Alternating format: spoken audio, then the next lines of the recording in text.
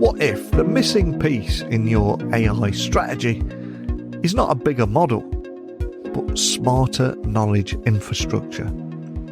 Well, today I'm going to be joined by the founder and chief scientist at a company called Pinecone. He's also led research groups at Yahoo and AWS and focuses on making AI knowledgeable, and doing that by building vector databases that power the real-world applications that are in production. And I also want to talk about why retrieval-augmented generation, or RAG for short, has become the workhorse pattern, and when a simple RAG pipeline gets you most of the way there. We will discuss why fine-tuning often adds additional cost and complexity without clear gains. But my guest today will explain why different LLMs respond better to differently structured context, and what that means for a team that is shipping agents, for example, and how to architect for both high burst traffic and long tail lookups without blowing your IT budget. So if you are looking for a practical view of where AI value is actually created, and learn something by daring to take a peek under the hood at the infrastructure that makes it all possible, this conversation today will put the spotlight on data retrieval and the plumbing that actually ships. And we'll do it all in a language everyone can understand, so everyone can take away something from this conversation.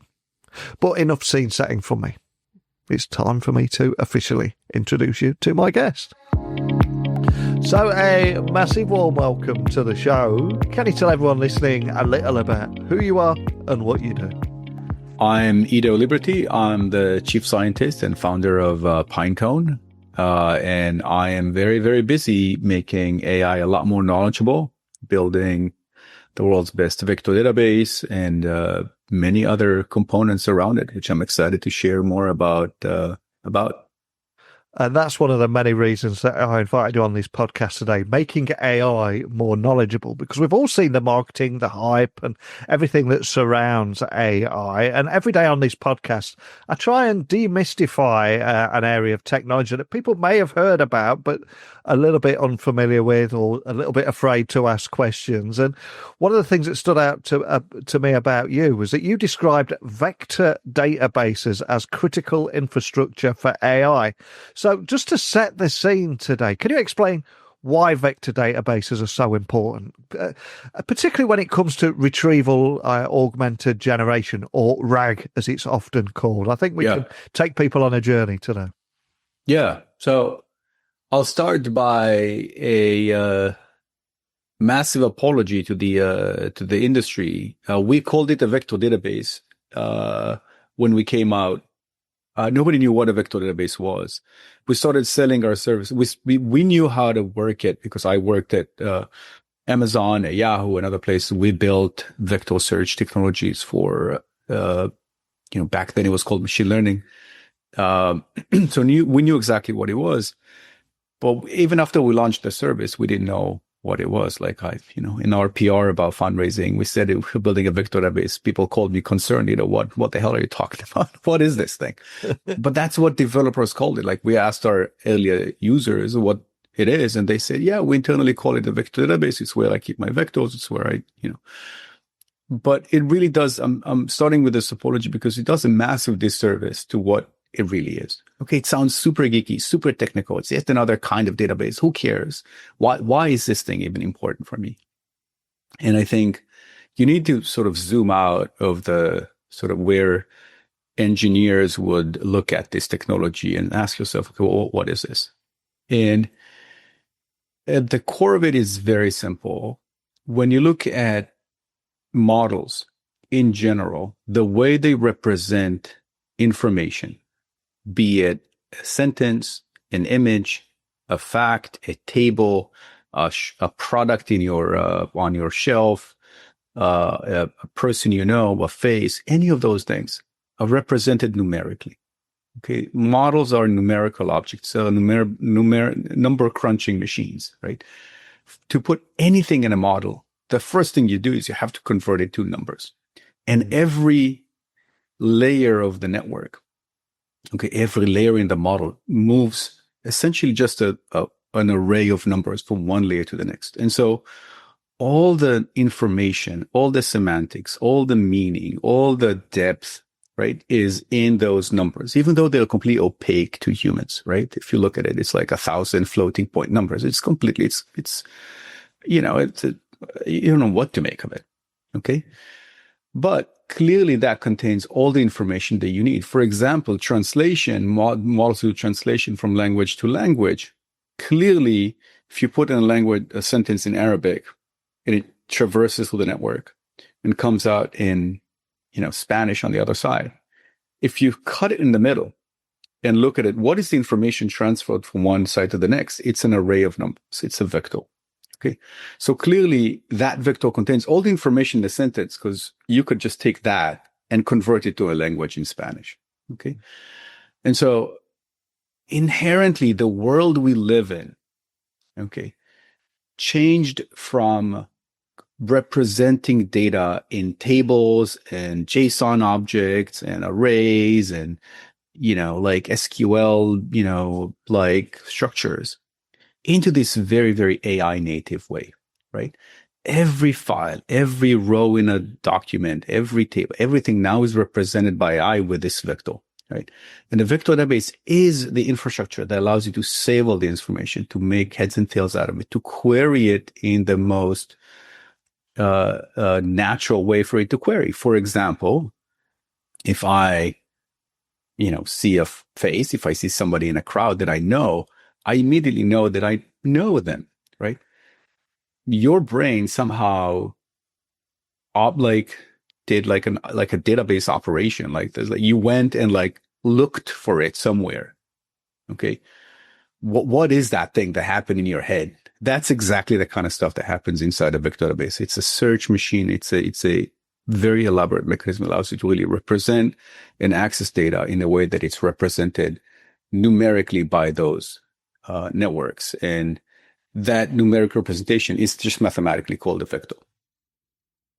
And to give an idea of the kind of value and the kind of problems that we're talking about here, I just want to flip to your recent research where you argued that basic RAG setups often deliver around 80% effectiveness with minimal effort. So equally, though, I think you said that while fine-tuning adds complexity without much gain. So why do you think all this is, and what does it mean for teams deploying AI today? Because I got a feeling we're going to come full circle here a little bit, but tell me more about that. No, I'll start by saying what people even try to do RAG or fine-tuning for. Okay. Yeah.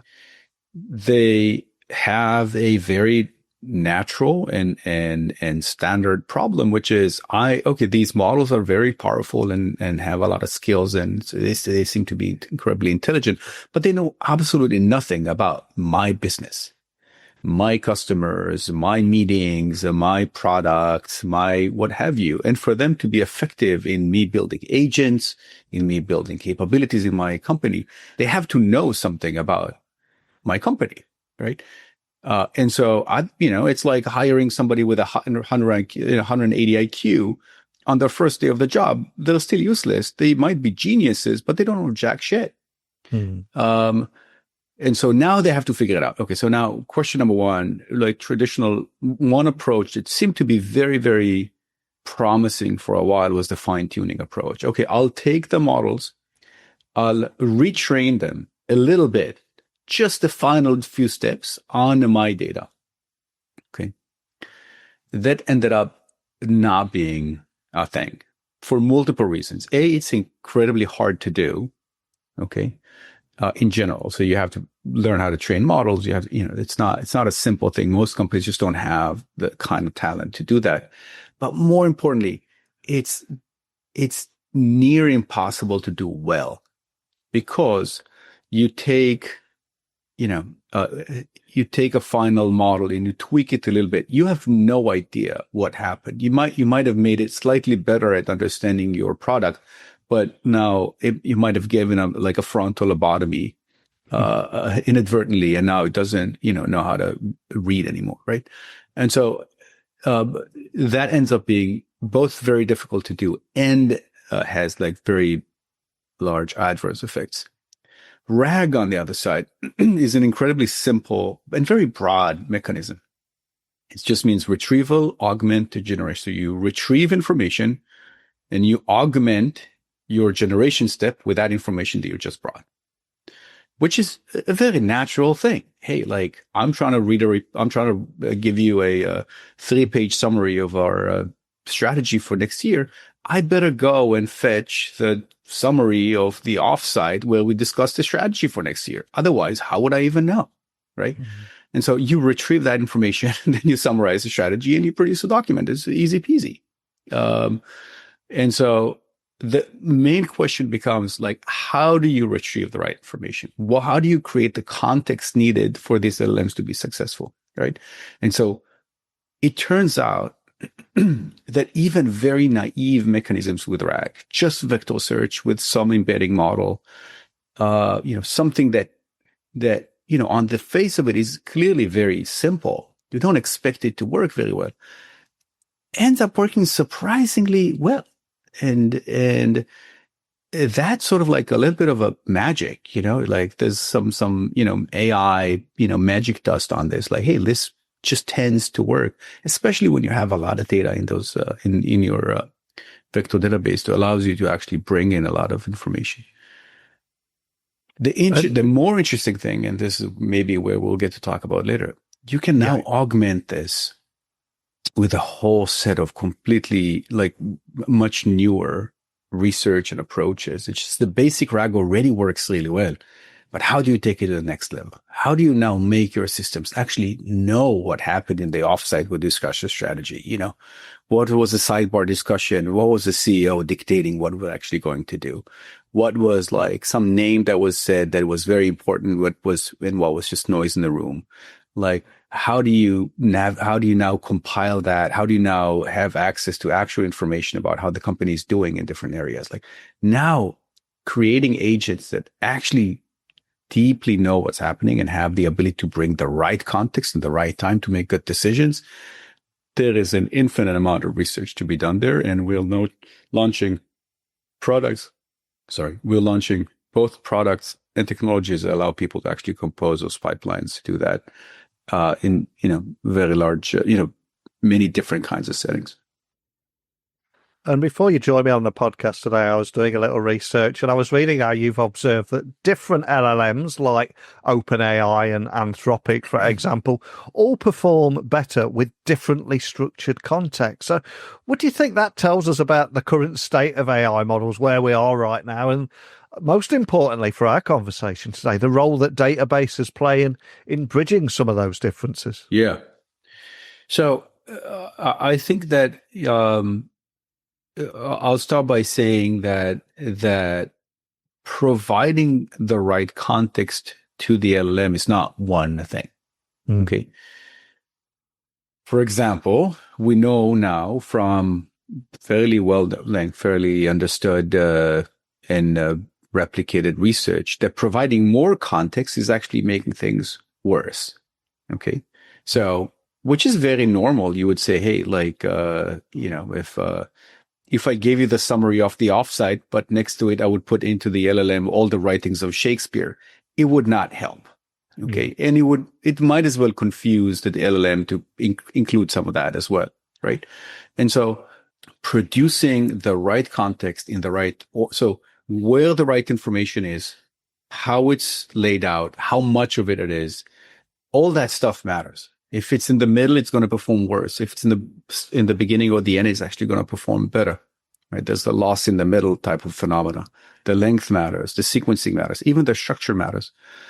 And so, if you want to optimize your either agentic workflows or question answering or whatever task you're trying to complete, how you structure the context is very important. There is almost like a mini a specialization now called context engineering. There's people who know how to, massage things to make things better for different models and so on. I think this is absolutely necessary. And, people think you asked about what does it mean about the state of AI. I don't think it means anything. I think this is just normal. Like we expect those models to have cognitive skills, but they're not, you know, it's not magic. It's technology, right? It's like I said, like a human being, if you gave them all the writings of Shakespeare and and the offsite, a summary somewhere in the middle, yeah, it's going to take them a lot longer. They're going to be a lot more confused. They're going to be a lot more frustrated with what the hell's happening here, right? And the outcome is going to be worse. And so, yeah, that's just the way things are. And so, I think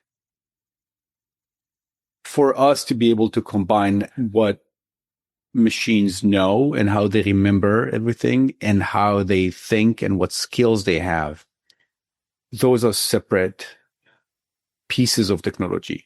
And we're squarely focused on the knowing, remembering, and fetching the right insights in the right time. And 100% working very closely with the model manufacturers so that we can combine those two things and provide great outcomes. And another challenge that you've highlighted as well is optimizing architecture from both high volume and infrequent agent workloads there. So for people listening, I think there's some real value to be had here. So how do you approach that balance at Pinecone? And any advice that you'd give to any tech teams that are facing similar demands and a realization that this is what they need to be doing? Yeah, so this is a very this is quite a techie part of this discussion. I'm happy to dive all the way down to like cloud costs and the way databases are designed and so on. But we ourselves have gone as a company through a journey with AI, and the way the access patterns of data and the access patterns for vectors are very different than the access patterns of tables in a data lake. Okay, we've known about those for decades. For us, this is very much a moving target. Like the market is evolving so quickly that we ourselves are learning. In the same way that we discussed before, Neil, about your buddy from high school that you see in a show and you suddenly identify. You haven't seen this guy in, 30 years, right? Yeah. You're like, somehow that still needs to be accessible, right? At the same time, agents, if you think about them, if they need to now go complete a task, they might now require access to information that nobody has touched in hours or days, right? But then they're going to run 500 queries to go get every part of it and dissect it and retrieve from it. And they need to do this incredibly rapidly. And so for databases to combine these opposite almost requirements. Hey, I want my data to be cold in some sense, like stored for a long time. I'm not going to touch it for a long time. And I want it to be cheap. I really don't want to pay a lot for that. Like I want this to be on the most durable, but cheap and inaccessible, data structures, right? But when I do access it, I might access 500 times and I want it to be like, I want to take 30 milliseconds every time I do it. So like this, it's like you want massive volumes. You want it to be both cold when you don't need to, but the second you want it, you need to be hot for a fairly short period of time. And we've engineered Pinecone, engineered and re-engineered it multiple times. The most recent one was roughly a year ago, where we made all of our storage based on what's called object storage, very cheap, durable, long-term storage. We augment it with indices next to the vector databases. So like vector next to your raw data. And there is a very sophisticated caching layer that loads just the right information in the right time to be able to compute the top results, basically the search results for you, what you need to retrieve, and keep that in the cache for some period of time. So now you have, and that can now take, can operate in very high, that can be very high performant. At the same time, we had to completely separate what's called the write path. When you update things, when you write things, you really can't now mess with those cache machines, those machines that actually serve queries, because they might require, they might need to do this 1,000 times a second. And Any disruption and any delay is actually causing a real issue. And so our ability to write massive amounts of data, keep it on very cheap and very large storage, and at the same time cache everything in very, very, very efficiently and serve it in a very high performant manner. That is a challenge for us. Again, super deep in the stack. This is just at the foundational layer of how can we operate these massive systems on a budget? Because at the end of the day, for customers, it's the balance of performance and scale and cost, and you need to sort of those things need to align. And I think when it comes to operating those massive systems, we should introduce people listening to Pinecone here, because you're supporting over 5,000 customers who are shipping AI applications directly into production, not stuck in pilot phase. So what are the most interesting or maybe even surprising use cases that you've seen emerge on the platform? Because I think most organizations, they create something, they want to help people, but it's how other organizations will see that and how they create something that you probably didn't even imagine. But any use cases spring to mind? Many. So with working with many thousands of customers, you can imagine, you see everything of everything. I'll give you just two examples. One of them is a quant who built their own support and solution agent, really, that 100% needs to be very knowledgeable. That is the business. You need to be able to provide good,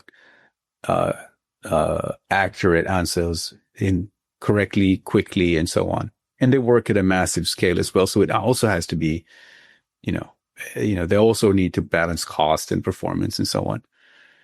Their ability to improve their own support, their own answers that they get to their own customers made a huge difference to their business. By the way, and others are doing that, even Vanguard and others, larger companies and even enterprises who are embracing this transformation are going through the same journey. A very interesting startup that we're working with is called Delphi, that allows people to build avatars of themselves. Basically take everything. You can take all your podcasts and everything you've said and everything you've, written, which is a lot, and basically give it to Pinecone and to Delphi and say, hey, when somebody needs to speak with Neil, how about try to speak with my digital avatar, right? Clearly that digital version not version, but this a representation of your knowledge and at least your public materials, right? Yeah.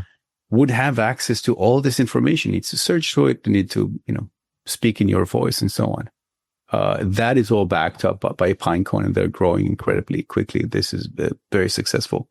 And I can go on how people mix search with text through images for shopping, for example. And the list goes on and on. I think one of my favorite examples was very, very early on. One of our very early customers built a face detection for cows, which is okay. That blows my mind. I didn't know you could recognize cows. Then he was deeply offended because, it's like, what? It's like you can recognize them, like you recognize your dogs. I'm like, okay, I'm sorry, I didn't grow on a farm. I don't what do I know about cows? What a great story. I love that. And I also love the use case of the content side of things, because as someone that's got 3,500 interviews out there, I often think maybe our AI will one day allow me to create a book out of all the best insights of this, because going into all that content is a scary, scary thought. But AI would make that easy. But even for yourself, if you can take now pretty much everything you've written and published and put it, say, in Pinecone, it will take you maybe a couple of hours of just, grabbing the right information. You'll be able to, quote unquote, speak with yourself, answer questions about everything you've said and written and all that stuff. I mean, it's that easy. It's kind of nuts. Oh, incredibly cool. And I also wanted to highlight, when again doing that research on you, that you've recently transitioned into the role of Chief Scientist while bringing on a CEO. So I've got to ask, what was it that drove that decision? Was it more about you wanted to keep technical, or how do you see this new partnership shaping Pinecone's next phase of growth? Tell me more about the story behind that. So this is something I wanted to do for a very long time. Even when I founded the company, the seed investor, I told them, just so you know, I'm not going to be CEO for a long time. I do this because I'm the founder and somebody has to be a CEO, but that's not my passion. I love building. I love innovating. I'm a scientist by training. I teach at universities. I publish work. I write code. That's where I get excited, working with customers, working with the community, and so on. And the more the company grows, the more there is to do in actually CEOing the company. So 100%, this is something I've wanted to do for a long time. What stopped me was just finding the right person. It took a very long time, and I'm delighted to say that Ash joined the company just a few weeks ago, and he's a 3-time founder, incredibly technical person, was actually the CTO of multiple organizations, including the storage and HP and so on, but just a deeply passionate technologist with true world-class operational chops. For me, this is maybe a lesson to a lot of other founders and CEOs and so on. For me, I just want to do I want to be where I'm most excited, and where I bring the most passion, most value to the company and to customers. But, a lot of people are not in that mindset, and I encourage people to think that way. I think it's healthier for them and for everybody around them. Yeah, I completely agree. And your passion for technology really shines through. And especially I was thumbing through your blog where I think you said the convergence of AI and data represents the defining technology transition of our lifetime. It's just that line alone just shows how passionate you are about this and the opportunities and the art of the possible, etc. So let me ask you, what excites you most about that convergence, and what do you think or where do you think we'll see the biggest breakthroughs in the near term? Yeah. So I think that there are two completely different sides to this, which either one of them would be like a mega cycle in technology, and now they're happening together because of this, this collision of worlds. And so, maybe just to take people on just to step back for 10 seconds, if you'll indulge me, about the human efforts that went into, one, organizing data, and B, training machines how to think. Okay. We think about AI really as, a 30, 40, 50-year journey from literally foundational pack learning and theories about single neurons and all that stuff, and how we've got to where we are today. We had to invent GPUs and algorithms and data sets and so on, and architectures for networks and all that stuff. And now today we have these LLMs that seem to be sort of, for a lot of people, that's new, but this has been in the works for literally 50 years. Okay. Mm-hmm. People started training models on GPUs in 2005, I think. Okay. This is 20 years ago now. This is still news to me. I was already in the middle of my PhD. For me, this is new, we've been working on AI and machine learning even before, but knowledge and data is even more, it's even bigger. We've created the internet, for crying out loud, all of the open encyclopedias and Wikipedia and ontologies and databases and all that stuff is just to organize data. Now, what you have is literally millions of human ingenuity years, engineering years, on one side and another side colliding. And you have now AI going over to the data side, allowing us to do stuff that we were never able to do, understand new files like PDFs and the briefings and transcriptions of meetings and sales calls and whatnot. That used to just be data. They used to just be files. now it's an asset because now I can use AI to get all the value out of it and build applications on top of it and create, and organize it differently and actually bring it to the fore, right? So that throws a wrench in like 30, 40 years worth of technology. But it goes the other way too. Like with all of the AI applications that we're trying to build with agents and with question answering, with information, so on, suddenly you can infuse these incredibly smart models with information. Because now you can bring data and search to help AI be better. So now you can eliminate hallucinations. Now you can make them really do the work of a doctor or a lawyer or a God forbid, a podcaster. I'm just kidding. But you now can make AI a heck of a lot better if you infuse that with search and data and capabilities with that. So those two worlds are colliding. And I think we'll see amazing transformation in both in the next decade or so. And at Pinecone, we're just, incredibly, fortunate and thankful that we can just sit in the middle and be in, where these two giant waves are colliding. And if we were to look ahead here, you've got the right structure in place now. How do you envision Pinecone's role continuing to evolve in making AI more knowledgeable? And also, what should developers and enterprises expect from vector databases in the years ahead? Anything you can share or anything to leave people thinking about? Yeah, I think in the same way that we now expect models to read and write and sort of have general world knowledge and be coherent and so on. We've come to expect that, even though it wasn't always the case. And that's fairly new to most of us. This has only been like a year and a half or two in the making. And ChatGPT has already been 2 years ago. It's crazy, right? Like, let's think about how far we've gotten in 2 years. Okay. The same thing is going to happen on the knowledge side.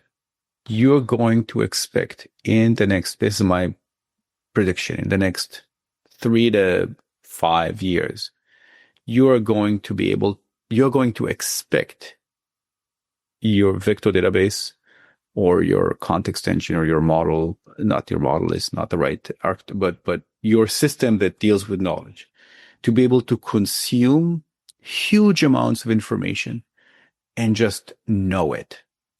Know it as if a really smart, capable person sat there and read through all of it and figured it out and sort of made connections. And now you can ask them a question.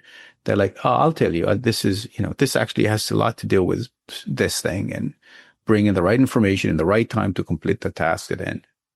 That ability to consume information and know it is still today where models were maybe in 2020. Mm-hmm.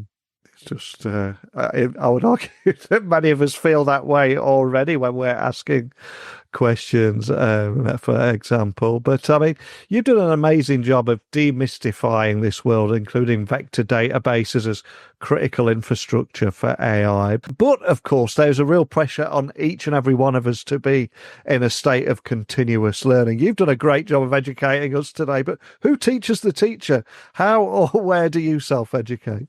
Like many others, I'm completely overwhelmed with the sheer amount of information out there.